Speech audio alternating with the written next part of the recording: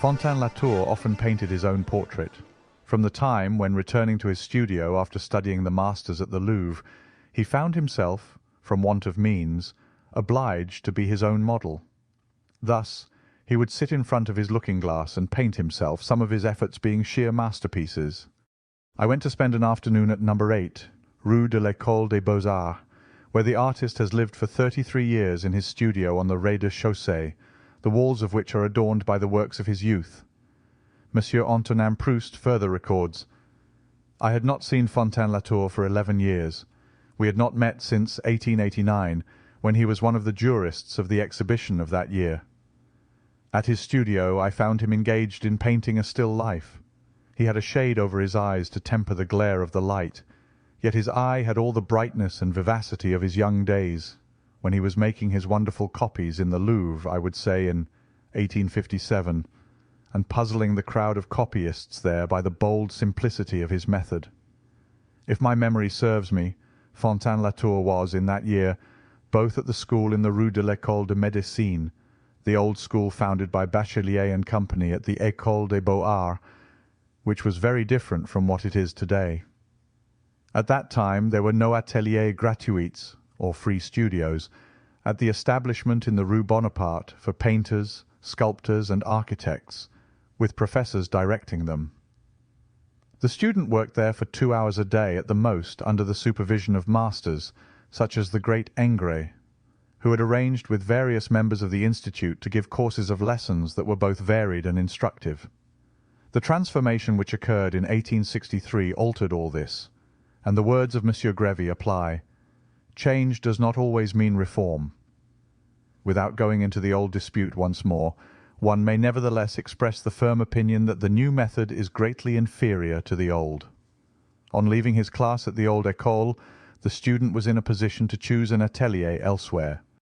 Fantin Latour was advised in 1857 to study under Courbet, and he tells the story of this little escapade with charming humour. "When we arrived," says he, "the painter, addressing us in his drawling but somewhat emphatic tones, remarked, 'Mes enfants, I am surrounded here not by pupils, but by collaborators.'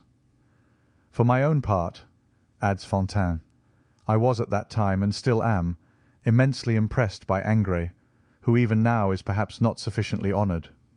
I did not stay long with Courbet, nor by the way did he keep his studio of collaborators any great length of time.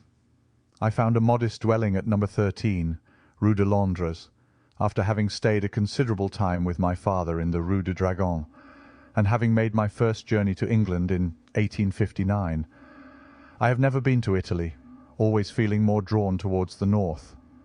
Among all Fantin Latour's works, his absolute masterpiece is the portrait of Edwards the engraver and his wife, exhibited at the Salon of 1875, and seen again in the Centenale in 1889. England may be justly proud of having inspired this superb work.